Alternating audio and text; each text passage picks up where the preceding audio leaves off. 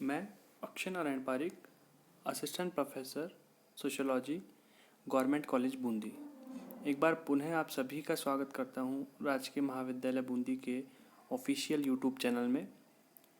तो प्यारे विद्यार्थियों, आज का ये वीडियो बीए फर्स्ट ईयर के विद्यार्थियों के लिए है, या ये कहें कि जो सोशियोलॉजी के बेसिक कंसेप्ट हैं, समाजशास्त्र की मूल अवधारणाएं हैं, उनका एक विषय है सामाजिक समूह, सोशल ग्रुप, उससे संबंधित है।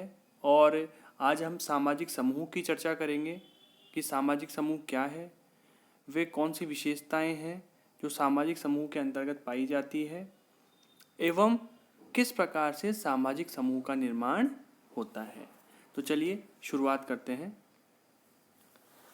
सबसे पहले तो हम ये देखेंगे कि जो सामाजिक समूह शब्द है, तो जब व्यावहारिक रूप में हम देखते हैं तो समूह का तात्पर्य जब लोग इकट्ठे होते हैं या लोगों के एकत्रीकरण से लिया जाता है। कि यदि हम देखेंगे कि एक स्थान पर 100 लोग खड़े हैं तो हम कह देंगे कि ये समूह में खड़े हैं। जो व्यवहारिक बोलचाल है या व्यवहारिकता में हम ये देखते हैं। परंतु जब समाजशास्त्र विषय के रूप में या साइंटिफिक हम ये देखते हैं कि सोशल ग्रुप क्या है, सामाजिक समूह क्या है, तो कुछ भिन्न अर्थ लिए हुए सामाजिक समूह होता है, या एक अलग अर्थ में हम सामाजिक समूह को परिभाषित कर सकते हैं। तो सबसे पहले तो हम ये देखेंगे कि सामाजिक समूह जो शब्द है या समूह की जो आवश्यकता है वो मनुष्य को क्यों होती है। तो जब मनोवैज्ञानिकों की हम बात करते हैं या साइकोलॉजिकल पर्सपेक्टिव से देखते हैं, तो जो व्यक्ति होता है, मानव होता है, उसकी एक मूलभूत प्रवृत्ति होती है ग्रेगेरियन इंस्टिक्ट, अर्थात वो इस प्रवृत्ति के कारण समूह में रहता है और उन समूहों के माध्यम से ही वो अपने विचारों का आदान प्रदान करता है या उसके विचार एक पीढ़ी से दूसरे पीढ़ी में हस्तांतरित होते हैं। और जैसा कि मैंने आप लोगों को बताया कि जो साधारण शब्दों में हम किसी व्यक्तियों के संगठन के लिए या व्यक्तियों के समूह के लिए या किसी भीड़ के लिए हम सामाजिक समूह शब्द का प्रयोग करते हैं, परंतु सामाजिक समूह एक अलग अवधारणा होती है जिसको हम अब आगे हम उसकी चर्चा करेंगे। तो यदि हम बात करें, कुछ विचारकों की परिभाषा देखते हैं। जैसे सैंडरसन ने कहा है कि समूह 2 या 2 से अधिक उन व्यक्तियों का संग्रह है जिनके मध्य मनोवैज्ञानिक अंतःक्रिया का निश्चित प्रतिमान पाया जाता है। वे अपने एक विशिष्ट सामूहिक व्यवहार के कारण अपने सदस्यों तथा सामान्य रूप से दूसरे के द्वारा ही एक वास्तविक वस्तु माने जाते हैं। इसी तरह से अभी हम आगे इन परिभाषाओं को समझेंगे। इसी तरह से बोगार्ट्स ने कहा है कि एक सामाजिक समूह 2 या 2 से अधिक व्यक्तियों की एक ऐसी संस्था को कहते हैं जिनका ध्यान कुछ सामान्य उद्देश्यों पर हो और जो एक दूसरे से प्रेरणा दे, जिनमें भक्ति हो और जो सामान्य क्रियाओं में सम्मिलित हो। तो यदि हम दोनों ही परिभाषाओं पे डीपली इनका अध्ययन करें तो हम पाएंगे कि जो सामाजिक समूह है वो व्यक्तियों का समूह होता है। तो पहली चीज़ तो व्यक्तियों का समूह, परंतु उन व्यक्तियों के समूह के कुछ निश्चित उद्देश्य अवश्य होते हैं और वे एक दूसरे को प्रभावित भी करते हैं। किसी भी परिभाषा में हमें उसकी विशेषताएं स्पष्ट रूप से दृष्टिगोचर होती है। तो जब हम विशेषताओं के बारे में चर्चा करेंगे तो इन्हीं परिभाषाओं से निकलकर इनकी विशेषताएं आती है, अर्थात व्यक्तियों का समूह है और जिनके विशिष्ट उद्देश्य हैं और जो एक दूसरे के लिए प्रेरणा का कार्य करते हैं, अर्थात समूह के रूप में एक दूसरे से भक्ति का यहाँ मतलब है कि जब एक दूसरे को प्रेरणा देते हुए निश्चित उद्देश्यों की पूर्ति के लिए कार्य करते हैं। मर्टन ने कहा है, या मर्टन के अनुसार समूह के लिए अग्रलिखित बातें होना आवश्यक है कि किसी भी सामाजिक समूह के निर्माण के लिए ये आवश्यकताएं होती है। पहला है 2 या 2 से अधिक व्यक्तियों का होना। किसी भी समूह के लिए व्यक्तियों का होना आवश्यक है। अब यदि हम आप लोगों ने मेरा पिछला वीडियो देखा हो तो हम उसमें समाज की बात करते थे और हमने कहा था कि समाज क्या है। समाज एक अमूर्त अवधारणा है, एक एब्स्ट्रैक्ट अवधारणा है। लेकिन जब सामाजिक समूह की हम बात करते हैं तो इसके अंतर्गत दो या दो से अधिक व्यक्तियों का होना आवश्यक है, अर्थात ये व्यक्तियों से मिलकर समूह का निर्माण होता है। दूसरा है इनमें सामाजिक संबंध पाया जाना। यह संबंध व्यक्तियों में बार बार अंतःक्रिया से ही बनता है। समाज के समान ही सामाजिक समूह का निर्माण भी तभी होता है जब उनके मध्य सामाजिक संबंध पाए जाते हैं, और जब दो या दो से अधिक व्यक्तियों के मध्य अंतःक्रिया होगी, उस अंतःक्रिया के फलस्वरूप कुछ सामाजिक संबंध निर्मित होंगे, और ये सामाजिक संबंध सामाजिक समूह की विशेषताएं होती है। तीसरा है व्यक्ति के किसी समूह का सदस्य माना जाने के लिए यह आवश्यक है कि वह स्वयं को अपने को किसी समूह विशेष का सदस्य समझे, उसके प्रति हम की भावना रखे। साथ ही यह भी आवश्यक है कि समूह के अन्य सदस्य तथा दूसरे समूह भी उसे उस समूह का सदस्य समझें। अब कहने का तात्पर्य है कि कोई भी व्यक्ति किसी समूह का सदस्य तभी होता है जब अन्य व्यक्तियों के द्वारा उसे उस समूह का सदस्य समझा जाए और उस सदस्य का समूह के प्रति हम की भावना या वी फीलिंग हो, अर्थात वो समूह के लिए अच्छी भावनाएं रखे, हम की भावना रखें, तो एक सामाजिक समूह का निर्माण होता है। अब आते हैं सामाजिक समूह की विशेषताएं, कि सामाजिक समूह निर्माण के लिए किन किन विशेषताओं का होना आवश्यक है, या ये कहें कि किसी सामाजिक समूह में कौन कौन सी विशेषताएं होती है। पहला है व्यक्तियों का समूह। अब ये बिल्कुल स्पष्ट है कि एक व्यक्ति कभी भी समूह का निर्माण नहीं कर सकता है, अतः समूह के लिए पहली आवश्यक दशा या पहली विशेषता ये होती है कि समूह निर्माण के लिए व्यक्तियों का समूह होना आवश्यक है। एक अकेले व्यक्ति के द्वारा किसी भी समूह का निर्माण नहीं किया जा सकता। और जब गिलिन और गिलिन कहते हैं इसको, तो वो कहते हैं कि समूह की आधारभूत विशेषता दो या दो से अधिक व्यक्तियों के बीच प्रत्यक्ष या अप्रत्यक्ष संपर्क का होना है, अर्थात कि किसी भी सामाजिक समूह की जो बेसिक जो विशेषता है वो यही है कि दो या दो से अधिक व्यक्तियों के बीच प्रत्यक्ष या अप्रत्यक्ष रूप से संबंध पाए जाते हैं। दूसरा है कार्य विभाजन, कार्य का विभाजन।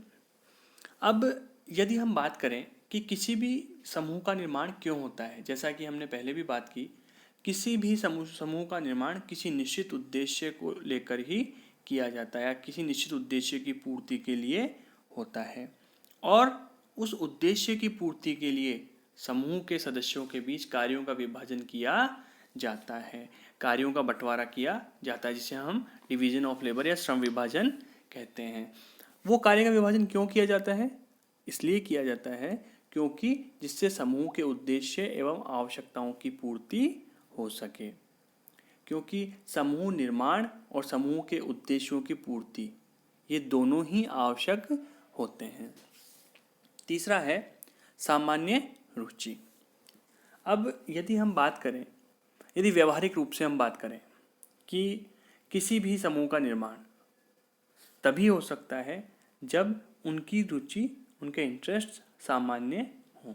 सामान्य अर्थात उन दोनों व्यक्तियों के बीच यदि समूह में 2 व्यक्ति हैं या 100 व्यक्ति हैं, या समूह का निर्माण जितने भी व्यक्तियों से मिलकर हुआ है उनके अंदर विरोधाभास नहीं होना चाहिए।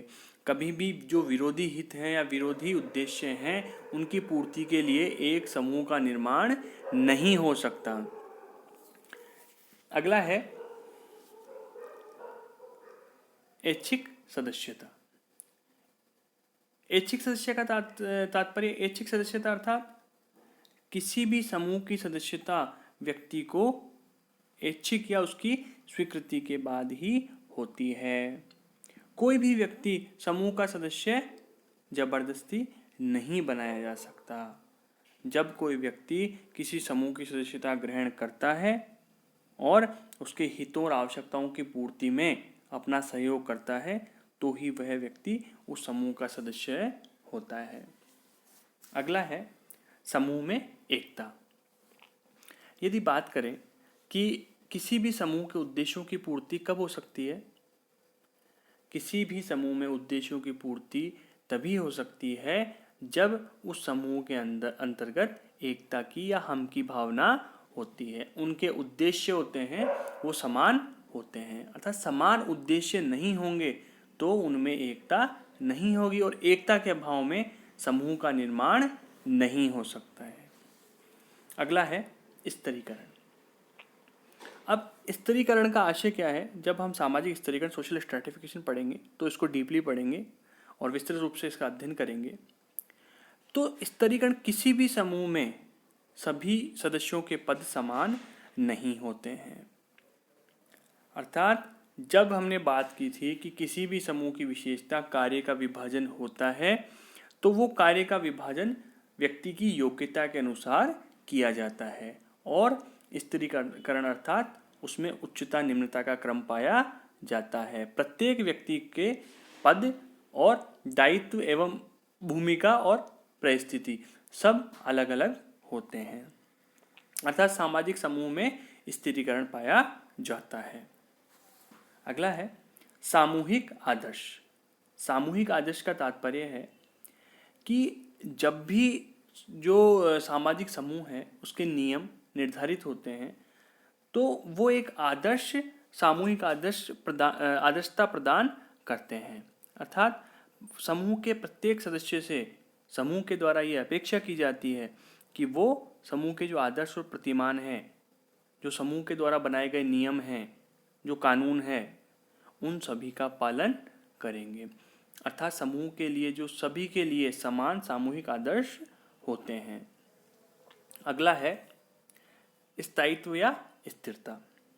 अब समूह में किसी भी समूह का निर्माण किया जाता है तो उसके एक उद्देश्य निश्चित किए जाते हैं और जब उद्देश्य की पूर्ति हो जाती है तो वो समूह समाप्त कर दिया जाता है, परंतु इसके अंतर्गत कुछ मात्रा में स्थायित्व या स्थिरता भी पाई जाती है। अर्थात ऐसा नहीं होता है कि समूह आज बना और कल समाप्त हो गया, इसमें स्थायित्व या स्थिरता पाई जाती है। अगला है समझौता। अब जब भी कोई समूह बनता है, जब भी किसी समूह का निर्माण किया जाता है तो बिना समझौते के उद्देश्यों की पूर्ति नहीं हो सकती। इसलिए किसी भी समूह की स्थापना तभी संभव है जब उसके सदस्यों में समूह के उद्देश्यों को लेकर, कार्यप्रणाली को लेकर, नियमों को लेकर आपस में समझौता हो। अर्थात सभी सदस्य मिलकर एक ही उद्देश्य की पूर्ति के लिए कार्य करें या सामाजिक समूह का जो उद्देश्य है उसकी पूर्ति के लिए सभी मिलकर कार्य करें। इसलिए सामाजिक समूह के अंतर्गत समझौता भी पाया जाता है। अगला है ढांचा। ढांचा अर्थात स्ट्रक्चर। अर्थात किसी भी समूह में, चाहे वो छोटा हो, बड़ा हो, व्यक्तियों से मिलकर बना हो या बहुत अधिक व्यापक या विस्तृत हो, उसका एक ढांचा या संरचना निर्धारित की जाती है या बनती है। उसके अंतर्गत समूह के नियम होते हैं, कार्य प्रणालियाँ होती है, प्रत्येक व्यक्ति के अधिकार कर्तव्य होते हैं, प्रत्येक व्यक्ति को पद और भूमिकाएं दी जाती है। ये सभी तय किए जाते हैं और समूह का प्रत्येक सदस्य अपने अपने अधिकारों एवं कर्तव्यों के अनुसार ही आचरण करता है। अगला है सामाजिक संबंध। जब हमने समाज की बात की थी, जब हम समाज पढ़ रहे थे तो समाज के लिए सबसे महत्वपूर्ण विशेषता यह थी समाज की कि उसमें सामाजिक संबंधों से ही मिलकर समाज का निर्माण होता है। अर्थात समाज के निर्माण के लिए पहली आवश्यक शर्त होती है सामाजिक संबंध, जो कि अंतःक्रियाओं के फलस्वरूप उत्पन्न होते हैं। अब यदि हम सामाजिक समूह की बात करें तो केवल व्यक्तियों का समूह होना सामाजिक समूह का निर्माण नहीं करता है। क्यों नहीं करता है? क्योंकि जब तक सामाजिक समूह के उद्देश्यों की पूर्ति कब होगी? जब समूह के सभी सदस्य मिलकर कार्य करेंगे और उन निश्चित उद्देश्यों के लिए कार्यरत होंगे, कार्य करेंगे। तो उन उद्देश्यों की पूर्ति तब होगी जब उनमें सामाजिक संबंधों का निर्माण होगा और उन निश्चित उद्देश्यों की पूर्ति की जाएगी। अगला है जागरूकता। अब जागरूकता का आशय क्या है? कि ये एक महत्वपूर्ण तत्व है जो कि सामाजिक समूह के अंतर्गत होना चाहिए। जागरूकता अर्थात जब समूह के सभी सदस्य चेतन रूप में, सचेतन रूप में समूह के उद्देश्यों की पूर्ति के लिए कार्य करेंगे तो ही समूह के उद्देश्यों की पूर्ति होगी। इसलिए सामाजिक समूह के लिए जागरूकता का होना भी आवश्यक है। और मैकाइवर और पेज ने इस विशेषता को सामाजिक समूह की एक आवश्यक शर्त के रूप में स्वीकार किया है। उन्होंने बताया है कि जो पारस्परिक जागरूकता है वो समूह के लिए अत्यंत आवश्यक होती है। इसकी अनुपस्थिति में सामाजिक समूह का निर्माण कठिन होता है। अगला है आदान प्रदान। जब किसी भी समूह में सामाजिक संबंध निर्मित होंगे तो उसके सदस्यों के मध्य अंतःक्रिया होगी और उस अंतःक्रिया के पूरी प्रोसेस में उनके विचारों का आदान प्रदान होगा, अर्थात एक दूसरे में सहयोग की भावना होगी और निश्चित उद्देश्यों की पूर्ति के लिए जब सभी सदस्य मिलकर कार्य करेंगे तो इसके लिए सहयोग का होना भी आवश्यक है और वो विचारों के आदान प्रदान के फलस्वरूप ही होता है। तो आज की इस वीडियो में हम लोगों ने सामाजिक समूह का अर्थ, परिभाषा और सामाजिक समूह की विशेषताओं के बारे में चर्चा की है और ये जानने का प्रयत्न किया है कि सामाजिक समूह वास्तव में क्या है। हम किसी भी भीड़ को या लोगों के एकत्रीकरण को या लोगों की संख्या के आधार पर सामाजिक समूह का निर्धारण नहीं करते हैं। इसलिए जब हम साइंटिफिक रूप से या सोशियोलॉजिकली दृष्टिकोण से हम देखते हैं, समाजशास्त्री दृष्टिकोण से हम देखते हैं तो हम पाएंगे कि समाज की जो मूलभूत अवधारणाएं हैं, जो हम व्यवहारिक रूप से अपने रोज़मर्रा के दैनिक जीवन में देखते हैं, वो प्रत्येक चीज़ हमें दिखाई देती है और समाजशास्त्र को हम डे बाय डे, दिन प्रतिदिन जीते हैं। परंतु इसे समझना इसलिए आवश्यक है क्योंकि जब वैज्ञानिक दृष्टिकोण से इसकी व्याख्या की जाती है तो कुछ अलग प्रकार से हम इसे परिभाषित कर सकते हैं। तो आज की वीडियो में बस इतना ही। धन्यवाद।